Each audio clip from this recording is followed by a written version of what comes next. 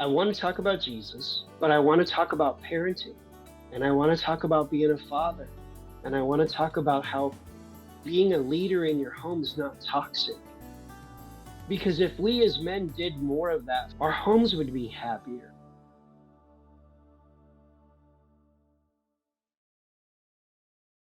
Welcome, Charles. It's my pleasure to have you here this morning on From the Heart, Conservative American Woman podcast. You are a house parent with Sunshine Acres, and that's one of the reasons that I brought you here today to talk about family.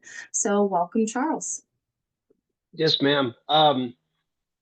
My wife and I have been fostering for 19 and a half years. We have been at Sunshine Acres for 11 and a half years. And we've worked for the state, we've worked for different organizations, and I'm just a blood-bought child, prodigal child of the King.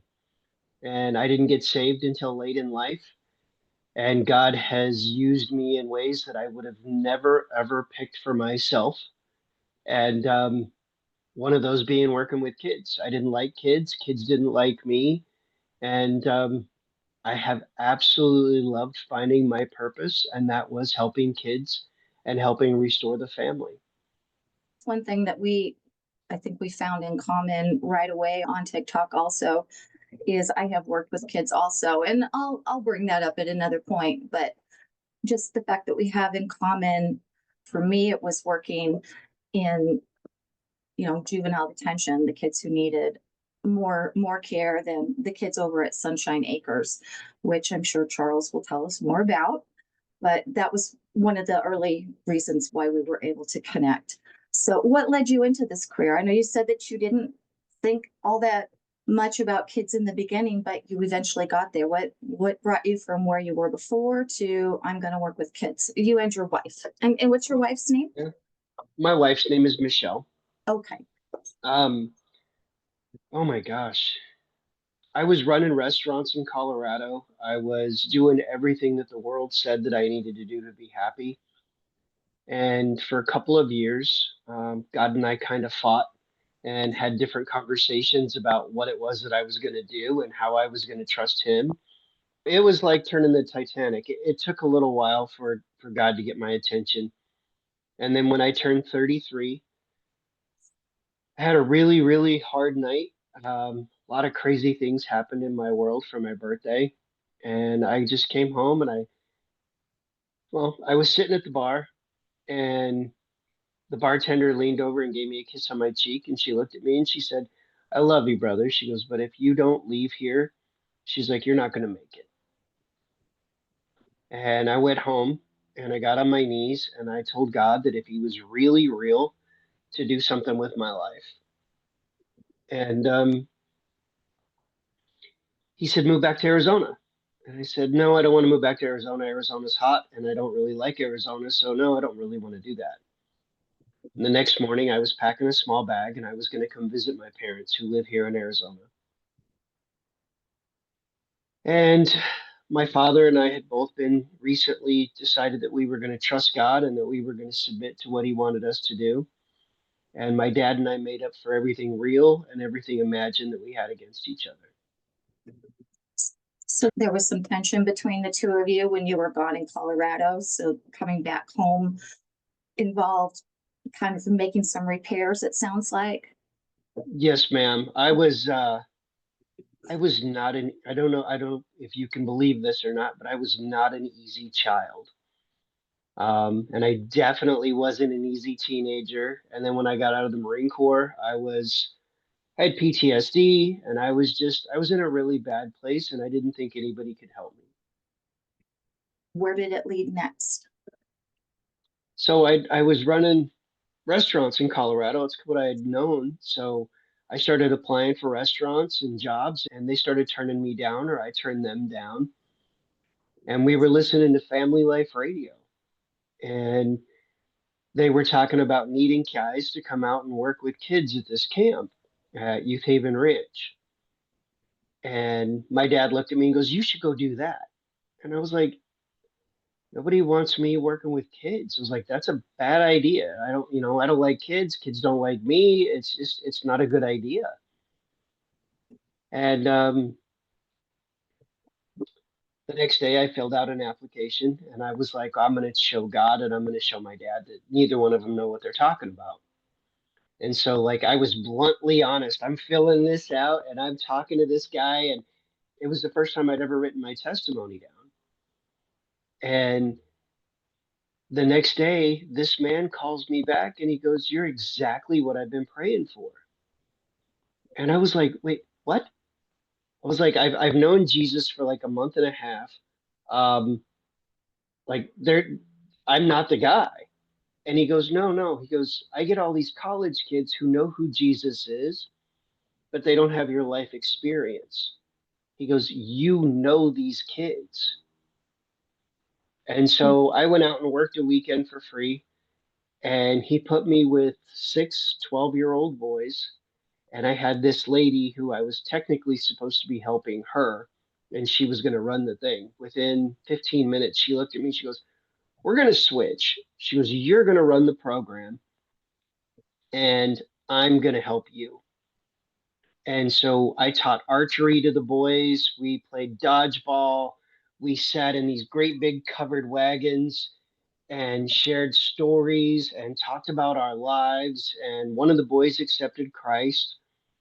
And I was hooked. And I That's went incredible. back into the guy's office the next day and I was like, "Hey, I want to do this job." And he smiled at me and he goes, "I knew you were supposed to be here." I love it. There's nothing like someone saying that you are an answer to their prayer. How long did you stay there? I went there in 2005. The summer of 2005, I met my wife. She was a camp counselor there as well. Ah, a And, perfect reason for well, you to have been there. for the first time in my life, I wanted to be friends with someone of the opposite sex. I actually wanted to know who she was, not just know her enough to get her to go out on a date with me, but I wanted to know who she was. And we spent time in Bible study together. We spent time hanging out and going to movies. I think for the first time in my life, I wasn't trying to hit on somebody. And as a guy, that was a very, I mean, that's what the world tells you you're supposed to do all the Right? time. Right? And a couple months later, I met her family. She had met mine, and I asked her to marry me. And her grandmother, who just recently passed away, her grandmother said, "So you want to marry my granddaughter?" And I was like, "Yes, ma'am." And she said, "Well, how are you going to take care of my granddaughter? Are you going to go back to running restaurants?"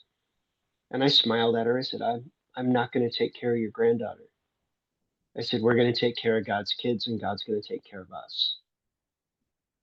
And she smiled at me and she patted my knee and she goes, "Oh, honey, we all work for Jesus, but what are you going to do for a job?" And I said, "I'm going to stay at the camp until God moves us somewhere else." And she's going to teach across the street. Mhm. And that's what we're going to do. And I think everybody was really floored because my family, her family, everybody expected us to just get back into the business world. And I kept trying to explain to everybody that this was no longer going to be about money. This was going to be about taking care of God's kids. And that's what we were going to do. It's a calling for you, not just a career. And I think I kind of knew that anyway, but Yes, that's what ma'am. I'm hearing. I believe I found my purpose. I finally found what it was that I was supposed to do and who it was that I was supposed to be. So what continues to drive that passion? The passion behind it is because we are supposed to be the hands and feet of Christ. We've been doing this for almost 20 years. There's not enough men who are willing to do what it is that I do. There's not enough men that are willing to jump into the fray, get dirty, have these kids who have been through unspeakable things. The kids at the camp, they still call me. They still message me. They find me on TikTok. I have seen one of them I hadn't seen in 10 years. And he found me on TikTok and came across one of my lives and stopped and was like, "Coach, that's you?" And it was just I want to have an impact on men because the world tells us that we're supposed to sit down, shut up, and not do anything anymore. And that if we talk too much, we get our words used against us. And I want to contradict that. I want to show people that if we are man enough to trust that what we're saying is the right thing and that we're glorifying God's kingdom, that He'll take care of everything else. And we went from the camp to a place called Gap Ministries down in Tucson. Okay. They used to bring kids up to us. And the lady who runs it, her and her husband, she grabbed my wife and I and she goes, "Oh, so you guys have been married for a year now?" And I was like, "Yeah." She goes, "We want you to come run a house." And so we went down and interviewed and talked to them. And we did it for 22 months. I loved working with the kids, but I spent more time at the courthouse fighting with the system about how they help our children. We had just had our first biological child, and we decided it was time to go back to the camp. They called and they wanted me to come back and run it. And so I was the program director at this point, and it just seemed like a better fit for us. And so we did that for about 2 years. And then I took the summer off, and we had my second child. And I spent the summer just with my two boys. We had enough money in savings. My wife was summer school teaching, and she's like, "I just want you to spend time with the boys." She goes, "You're never, ever going to have this chance again. And as much as you pour into everybody else," she's like, "you need to pour into your sons." That's why. And she's amazing. Is that where the handle that you have on TikTok comes from, Raising Boys? No, it comes from the job that we currently have because where Okay. we're at now, I have 12 sons and I have two biological and 10 bonus. The 10 bonus change, but that was where Raising Boys came. If I had just put Charles on TikTok, there's about 700 million of them. And Right. Raising Boys tends to get a little more attention. That's how I got involved on TikTok. I went in to check on the boys in October, and I had six friends, and all of them were my children. And I ended up in a live, and I met a guy named True Lion, and he saw my handle, and he goes, "Raising Boys." He goes, "I'm a football coach." He goes, "What's this all about?" Right. And so he brought me up on the panel, and we started talking. And ironically enough, we had started having conversations about being fathers and about being husbands and what that looked like. And then we had a lot of the liberal ideology come in and just start attacking us because how dare a Hispanic male and a black male want to talk about family and want to talk about wholeness of children and wives and what that looks like. And so we spent about an hour and a half that first day arguing with people literally about family and why the family unit was important. See, I knew that was the topic for you. There's any number of topics we could have gone with for what you do, but when I was thinking, okay, how do I write the questions for Charles? I thought, the heart of it, the real heart of it, if you're trying to help these kids, is the family and making the family better in society, making it stronger so that these kids have the resources and support that they need. What kind of philosophy goes into that that you could share with listeners that they might be able to use to help them strengthen their own home? Because you have to kind of like strengthen your own home first and then strengthen society. So at home, what I challenge the boys is that I want them to be better fathers, husbands, and God chasers than their biologicals or that I am. And we challenge in the way of almost like a sports metaphor of how do you want to get where you're going? And if you do the same thing over and over again, expecting a different result, that's the definition of insanity. Right. So we have to have a timeline, we have to have a pattern, and we have to have a desire for change. And when the boys very first come, we use a lot of love and logic. We give a lot of choices. because I've learned that although the Marine in me would really, really just like to tell them what to do and have them listen, it doesn't make sense. They will listen to the coach in me because they don't want to get in trouble. But if I can give them choices about what kind of men they want to become and what kind of boys that they want to walk into the room as, it has to do with choice. And it's simple things when they're little. It's, well, do you want to clean your room now when everybody else is doing it, or do you want to do it while everybody else is watching TV?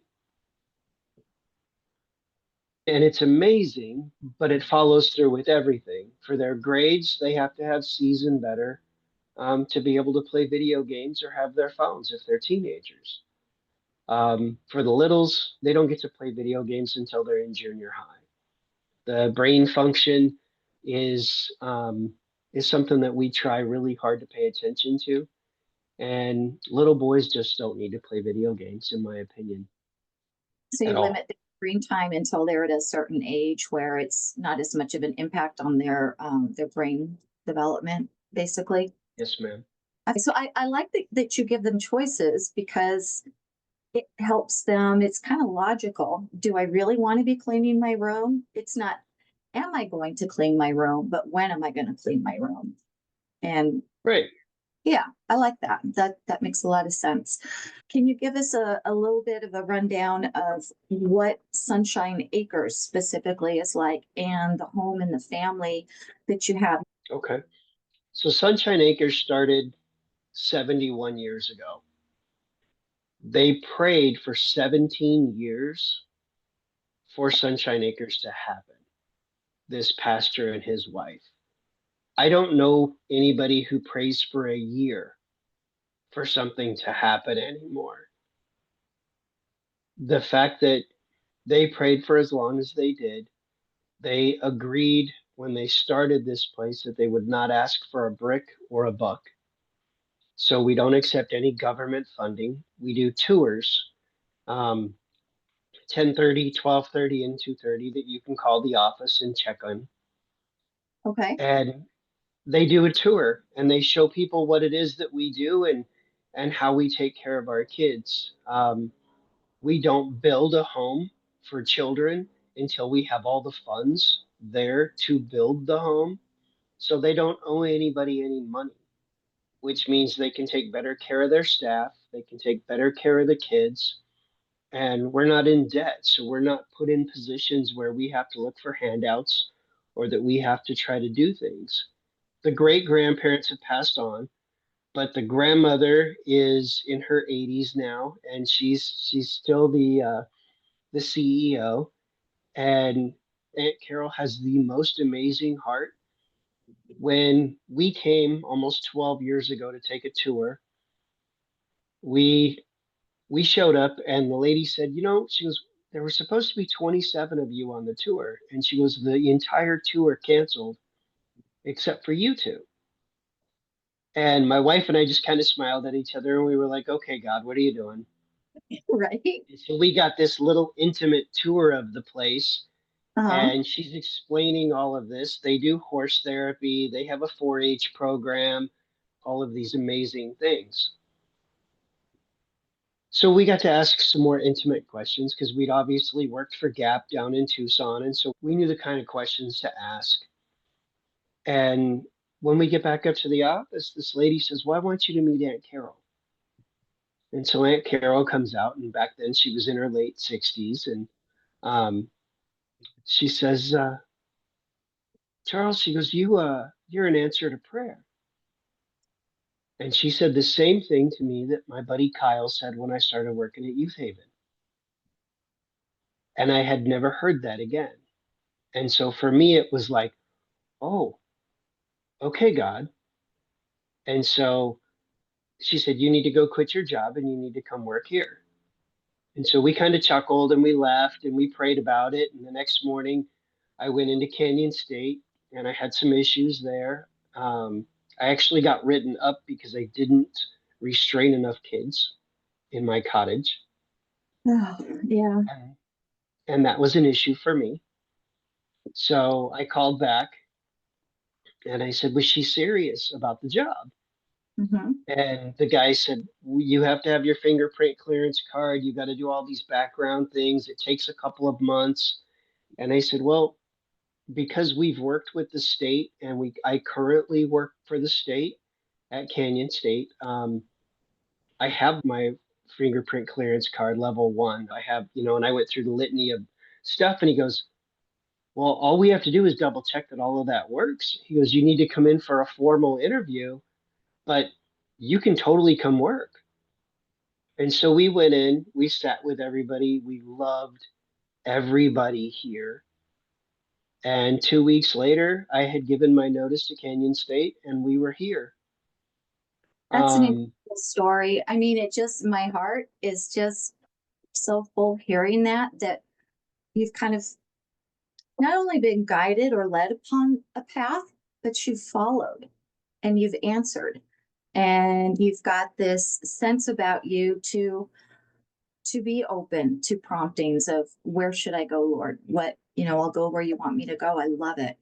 So you're there now and your home life. What's the Lucero home all about? I've seen a tour of it on video on TikTok, but since I'm not yes, there and I ma'am. don't have the video camera to show everybody, if you could just kind of tell us, and I'm not just talking about what it looks like, but kind of what's a day in the life of being a house parent with 12. I mean, I raised 5 kids, but I can't imagine 12.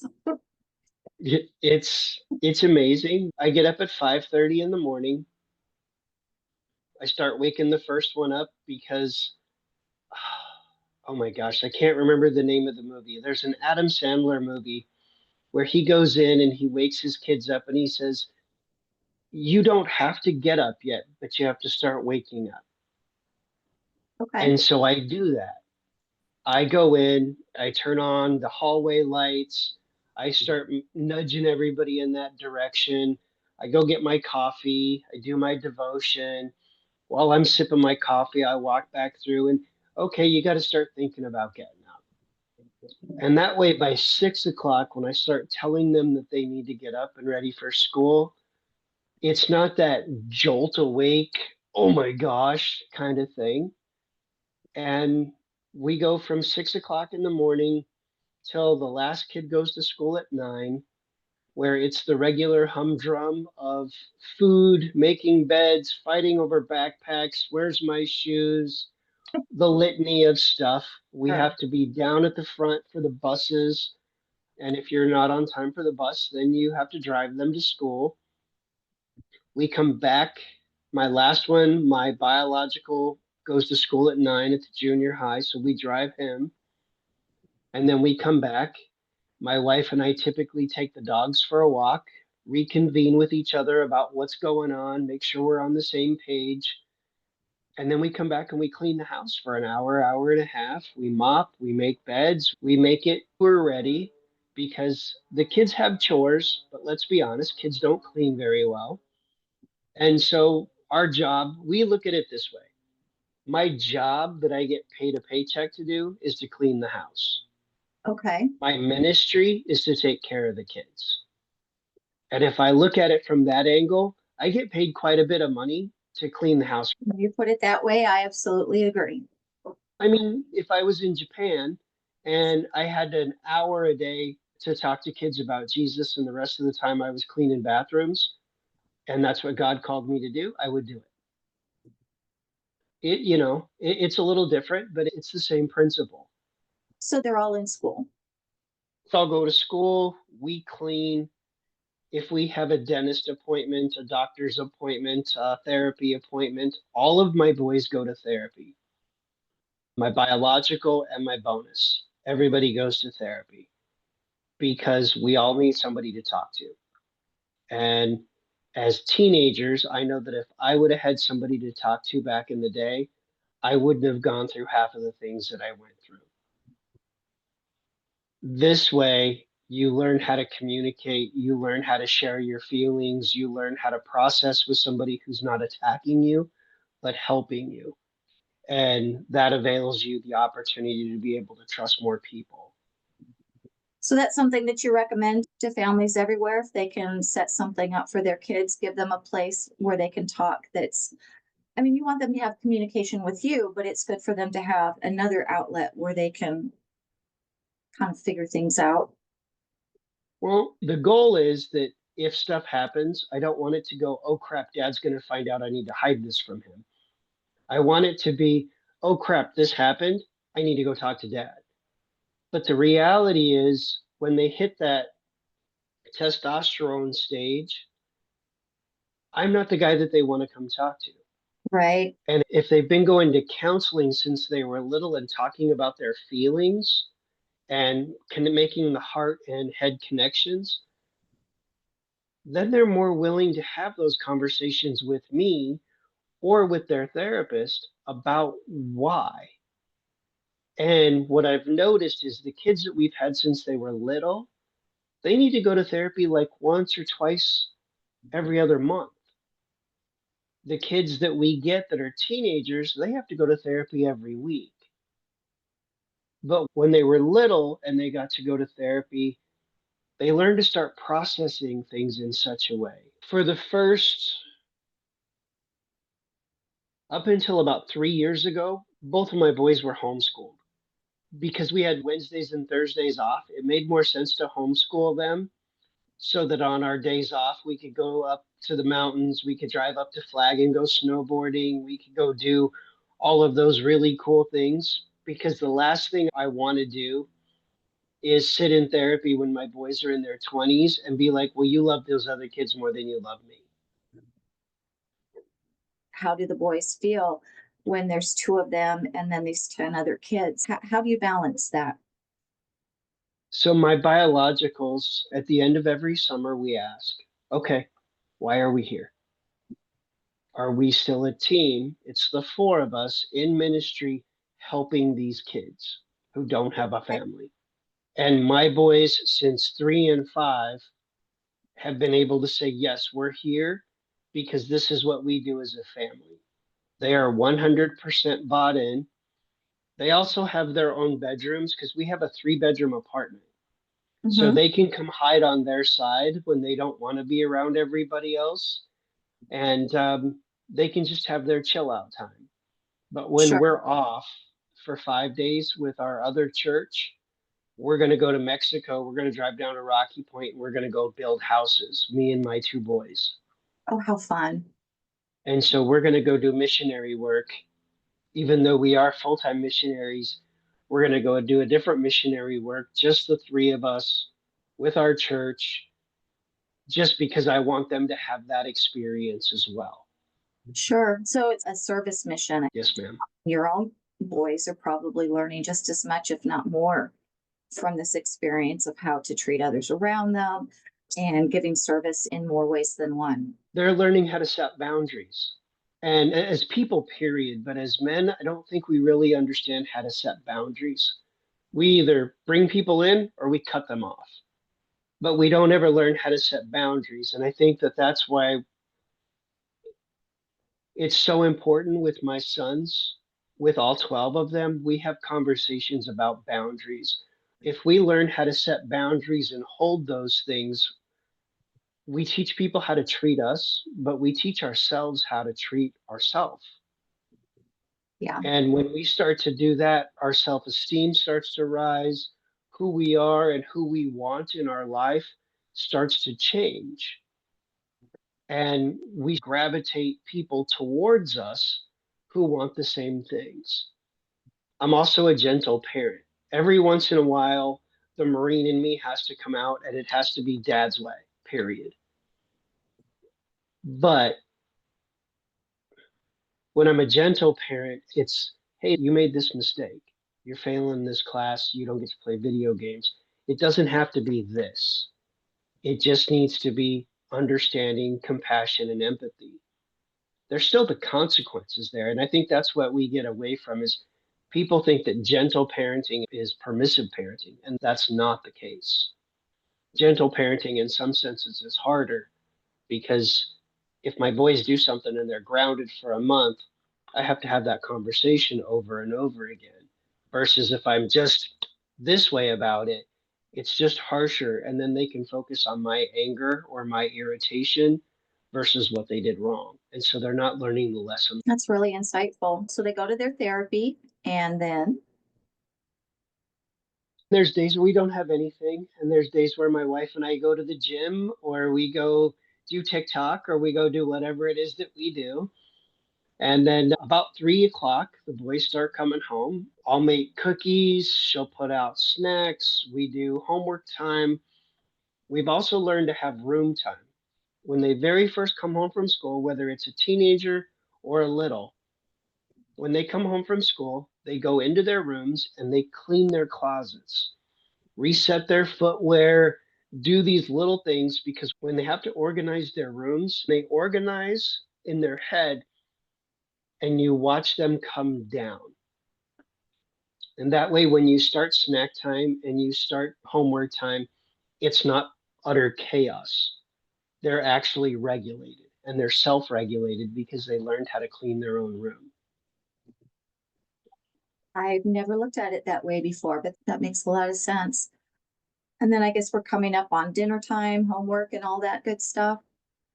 When I worked at Gap, I had to go buy the food, I had to make the food, I had to do all of that. Here, we have a chef who makes me breakfast.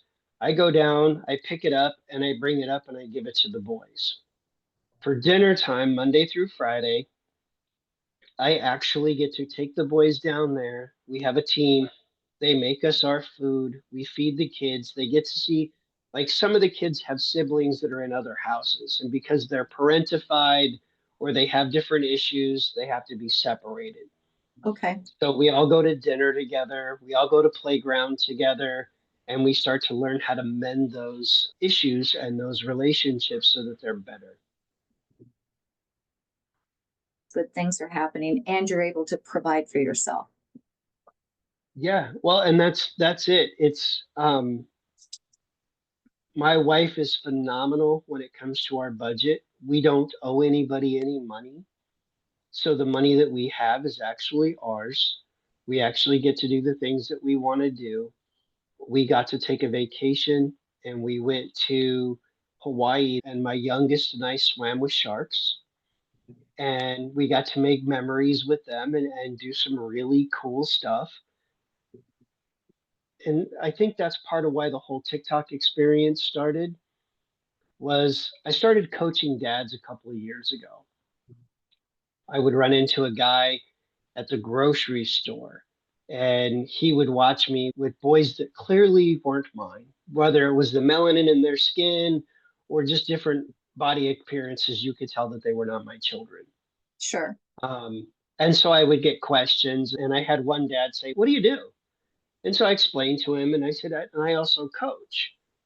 And he goes, "So you could help me with my kids?" And I smiled at him and said, "Well, I can help you with yourself." And so this guy in particular, I coached him for about 6 weeks. We helped him learn how to have some boundaries with himself. He was playing too many video games and he couldn't understand why his wife was always chirping at him. He was doing it to self regulate and he was doing it to kind of just breathe and decompress. But when I explained to him, if you actually walk in the house, look at your wife and go, "Hey, you have me for 10 minutes. What do you need? How can I help contribute to the house?" "Oh, the trash needs taken out. These things need done." "Okay, what else can I do? How are you?" I said, "You would be amazed at what a half an hour of you walking in, setting everything from work aside, sitting down with your wife, sitting down with your children, suddenly everybody's regulated. And then you can go play video games for an hour so that you can have your time." But if you walk in, throw your hand up and be like, "I can't talk to anybody, I had a rough day at work," and you go storming off, you're acting like a teenager. You're not acting like a father. And so we're able to have some of these conversations. It took him a couple of weeks and he started to understand and be able to put those into perspective. And suddenly his relationship with his wife was phenomenal. And suddenly his relationship with his teenage daughter and younger son was awesome. He was super thrilled. And he's like, "Okay, but I want to still do coaching with you, but I don't. And I was like, no, no, no. My job is to get out of coaching. I don't want to take your money. What I want to do is help you become a successful father. What I learned was if I don't charge you a little bit, you don't have any skin in the game. And then you blow me off after I've spent time preparing for you. And True. that's what I don't want to do. And so then the TikTok experience started because we raise boys. But the only thing that I wish that my job could do differently, whether it was Gap or Canyon State or here or Youth Haven, is we do a phenomenal job in the different areas that we are of training the boys and the kids what they're supposed to become. Some of it works and some of it doesn't. And the reason is we take them for a year or 2 years and we pour all of this foundation into them, but their foundations are cracked. And then we send them back to the La Brea tar pits where nobody changed where they came from. And then we wonder why these teenagers, why these children are suddenly back in their old habits and back in their old things. And it's because of where they came from. So the TikTok experience started because I want to talk about Jesus because he's the foundation that needs to fill in all those cracks. But I want to talk about parenting and I want to talk about being a father and I want to talk about how being a leader in your home is not toxic and how being a man who actually walks into his house and goes, hey, how can I contribute to my home? Not, oh, I'm going to do my part. No, it's your home. Come in. Oh, the trash needs taken out. Take out the trash. She shouldn't have to tell you that. You can tell that it's full. Walk in and look at her and go, oh, hey, you're dysregulated. Sit down. What are you doing? Let me do it. Because if we as men did more of that for our wives, our homes would be happier. Our marital relations would be happier. And our children would see harmony. And so they wouldn't be trying to work the system one against the other to try to do the things that they want. If we can teach men how to lead again the proper way, we can teach women how to submit.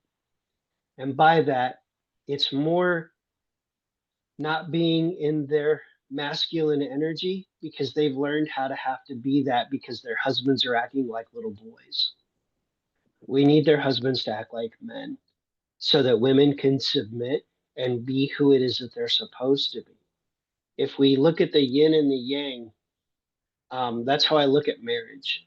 It should be both of us being equally parts of who we are. At the end of the day, if we're having a hard conversation and my wife and I can't agree on something, I have to make the hard decision. But I would be a complete fool to not listen to the brain and the wisdom that my wife has.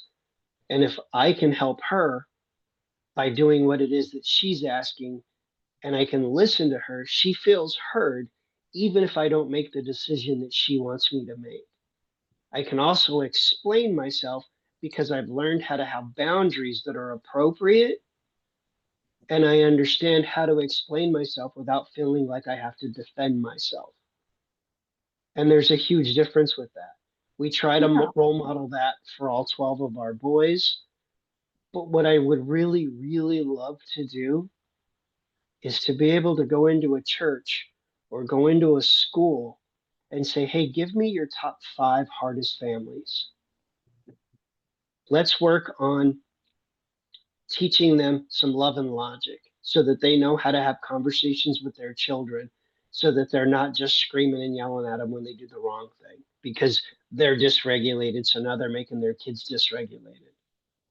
Let's teach them some financial peace so that they understand how to manage their money. And then, whether they're married or not, we need to do some marriage counseling.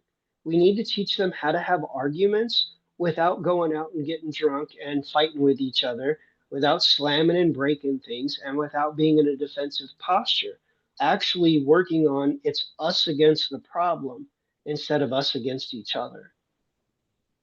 And then I believe that men, especially, but men and women, need to go to counseling to work on their past traumas so that they're not bleeding all over their families and the people that they meet now over stuff that hurt them a long time ago. And I think if we could start with those four pillars, we would watch our society change back into an even better than what it used to be as we become more aware of traumas and triggers and all of those things. Being able to actually learn those things and put them into practice. And my favorite statement to the boys is, that's great that you can tell me that that's your trigger, but you sitting in that is like sitting in a poopy diaper and expecting not to get a rash. You have to be willing to change the diaper and go, okay, that triggered me. Why did that trigger me? Let's learn how not to let that trigger me. And it feels like the world is in this place where it just wants to let you be triggered and nobody can say anything to you because that triggers you. Well, that's not trauma informed behavior at all. It's just a trauma informed excuse. What has been one of the biggest challenges that you've had as you've gone through this experience, and how did you overcome it?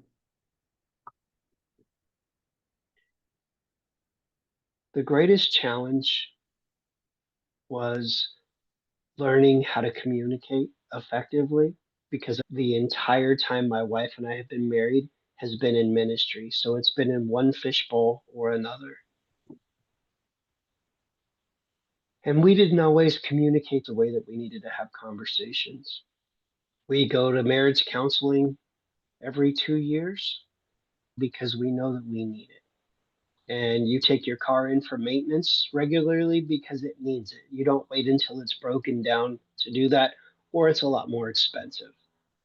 That's probably my biggest challenge. My wife, she's probably the strongest willed woman I've ever met in my life. And I know that when I'm on my game and I'm doing everything that I'm supposed to do as the leader of the home, we're good. When I'm off my game and I'm not leading the way that we're supposed to, it's very evident.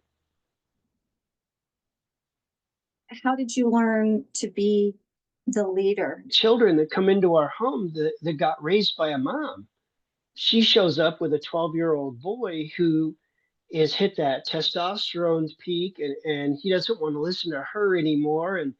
And he needs a dad to be rough and tumble with him and to challenge him to do things and tell him no and to do things that a mom just isn't built to do.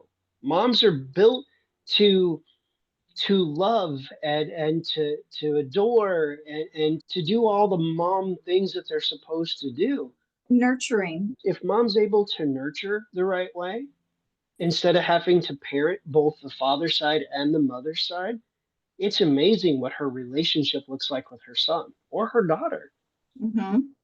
And that's why God created it, man and woman, to have a family and to lead, because it's, again, it's that yin and that yang. The more that we try to push away from that and we don't need each other and we don't need this or we don't need that, we're actually stealing from our children and our grandchildren and we're setting them up for failure. There's been an attack on the family in recent years, coming from all directions. Some of it subtle, some of it not so subtle. The impact that it has on individual kids, on society.